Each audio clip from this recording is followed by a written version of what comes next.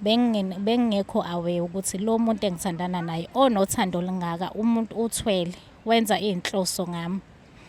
Mina ngazi ukuthi nje uze ngothando kanye yena uze ngokuzofezekisa izinhloso zakhe kimi. Kumanje angimazi nokuthi waphelelaphi. Ngisele ngedwa mina manje nalenkinga engazi ukuthi ngizoyisolve kanjani. Manje bengicela ukuthi ningisize ngikwazi ukuthi ngiconfronte uma nobaba ukuze bangisize ukuthi ngisolve le nkinga yale nyoka ehlele esinyeni sami. Sinibingelela ke sinamukele kwi-Real TV1 Stories. Igama lami uNelo, phinde ngabuya futhi nejezi lami leKaizer. Iteam ewina usuku nosuku engadliwa nhlobo iMan City eSouth Africa. Siswami sakubingelela. Yebo sawubona baba. Uyaphila? Ngiyaphila njani? No, ngiyaphila nami. Sengisondeza kancane nje ukuthi okay asizozwala ke. Uyaphila? Ngiyaphila njani? Ngiyaphila.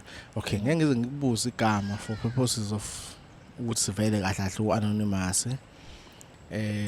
Isithombe sakho sesitholile nabanye abafuna usibhalela i-email ikhona lana. Sesiponti ubhala isithombe sakho ube clear nje ukuze sikwazi ukunderstanda and singajabula futhi moshia neselfone number ngoba abanye abantu bayabhala basangayishisa iphone number. Kufanele futhi uphinde emailele ucela iphone number ukwazi ukuthi nixhumane.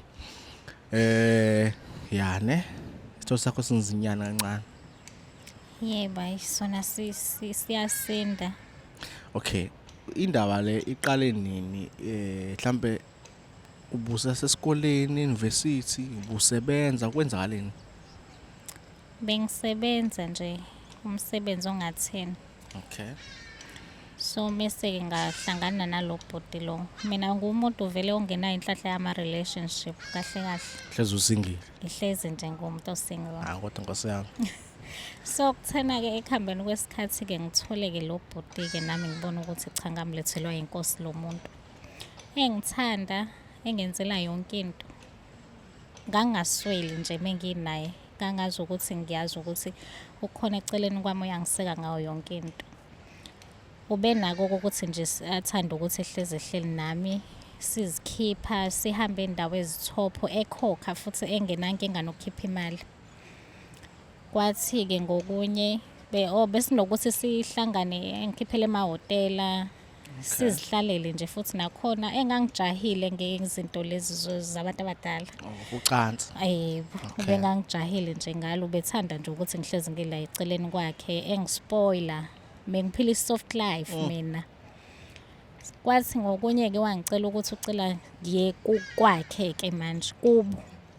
Ngabe ngingazi kubo besihlangana emahotela ke naye. Okay. Mase ngifika kubo ngapha vele ngiyamthemba sekunesikhathi vele sithandana singenzani lutho engangenzi lutho kunaloko engispoiler nje ngipha imali mengibonile nje yena wayejajulisa ukuthi ungibonile ngalelo langa usezokhipha u3000 useyangipha sengiyagoduka yabo kumnandi.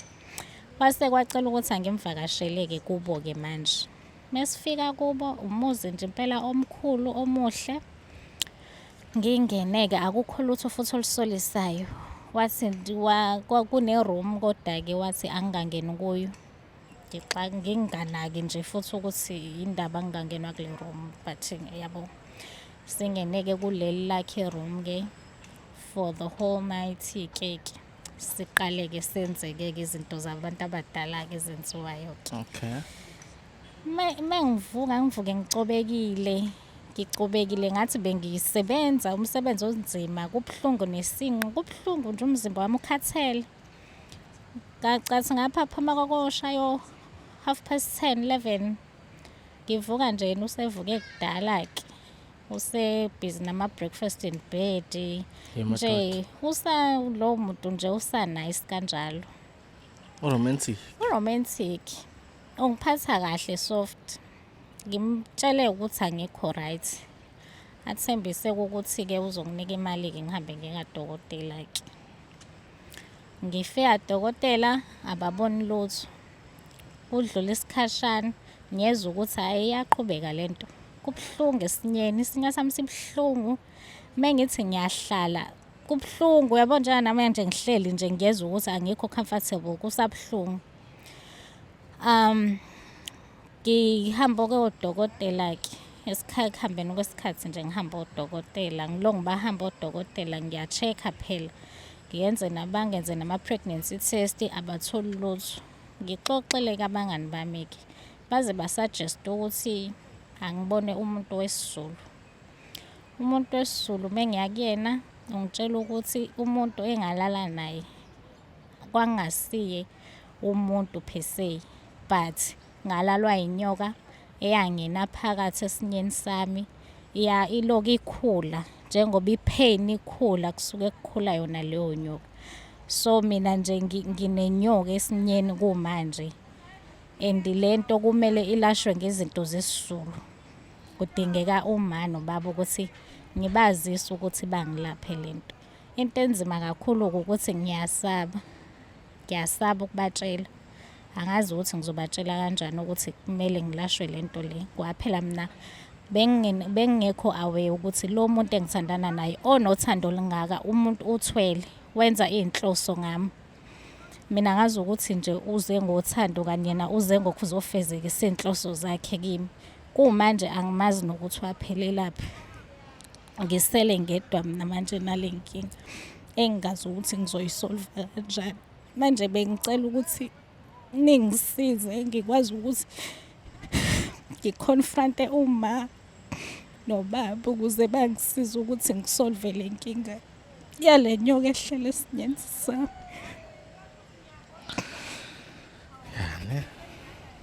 No, siyaxolisa kakhulu ngalokho. Mhlambe if ngingabuza nje ngikubusela kancane emuva ubuka iprocess kodokotela lo bhuti nobe ubusa involve naye noma wagcina that day ekunikeza imali ukuthi uyo-check. Ngamgcina lapho phindanga ngaze ngambona Noma umfonela akasamtholi. Angimthole efonini manje. Okusho ukuthi wayazi ukuthi njengoba ususuna lenkinga le kuzowenzakalani. Wayazi kushuthi ngoba phela wanginika ngalelo langa nje ngicina ukuba naye wavele wanginika u70,000 eqala ngqa ukunginika imali engako.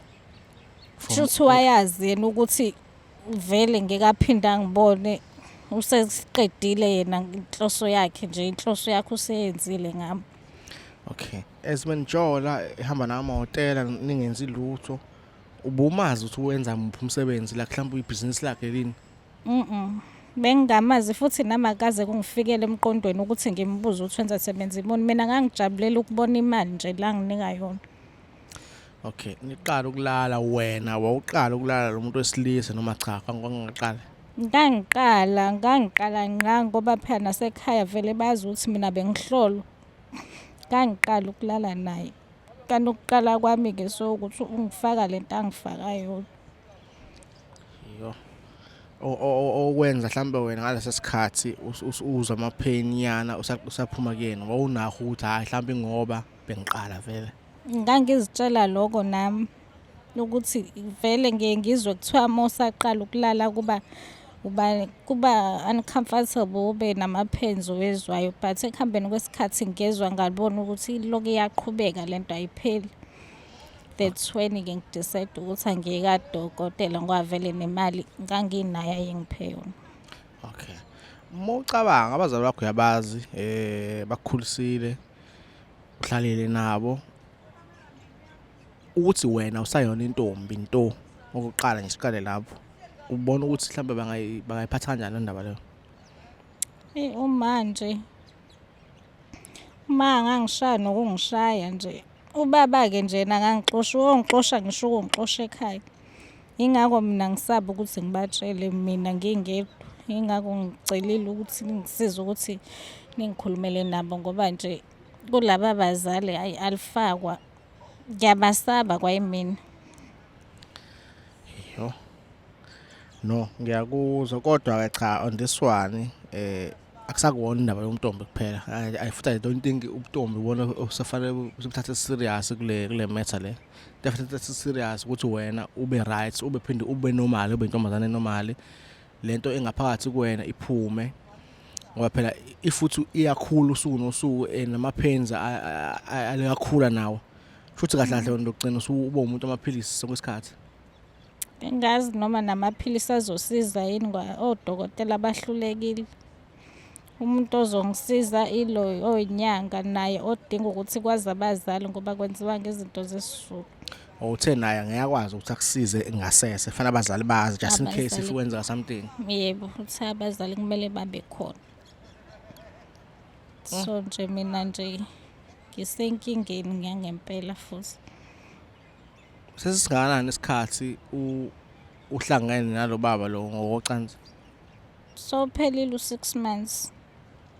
Uloku utshethi kuzolunga. Into ngithi kuyalunga. Naye ngamgcina lapho phindanga ngambona ngisamfanisi nasendleleni. Okay, no. Into esizoyenza sizoxhumana nabo abazali ngokusheshsha ngosizo lakho nezinamba nani. Sikwazi ukuthi sibathole. Sithole isombululo ngoba this one is very serious and kumele yenze ngokusheshsha. Ungazi uculuza impilo yakho ngoba awazi lento lengaphakathi inabuphi umngozi. Because ukuba nje lento engaphakathi esiswini akukho easy. Akukho easy kwamina sengiyazinyeza nje kuhamba phambi kwabantu ngoba manje senginephunga nje engalitholi kahle wayi mina abantu sebeyaziqhelelanisa nami manje sengihlezi ngizivalele endlini.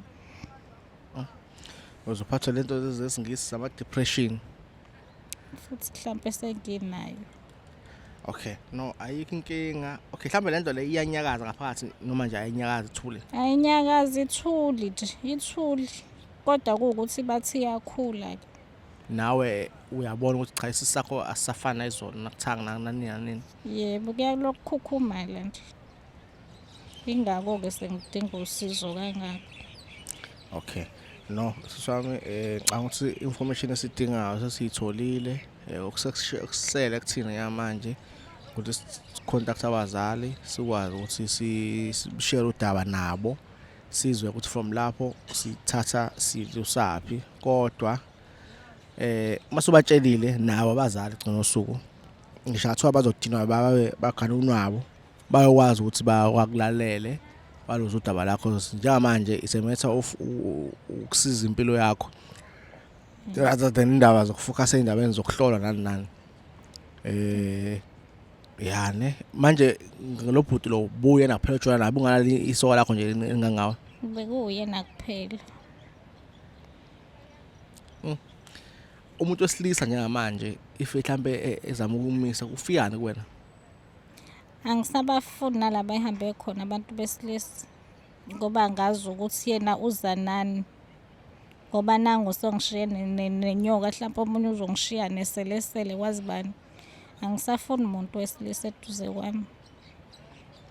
Okay, no. Ngabe samisele ngikubuza imibuzo ngoba this is very sensitive. Cala nje sivale la ivideo. Number 2 part 2 siyabuya nje nawo very soon. Sabonga bafethu ngokubuka le video lena. Ngiyathemba abantu bazofunda ebungozini bokujona nabantu ongabazi benzani. But sobe sikhulume leko. Cha sabonga kakhulu sisawu isikhathi sakho. Yebo. Angithi nje till next time. Stay blessed.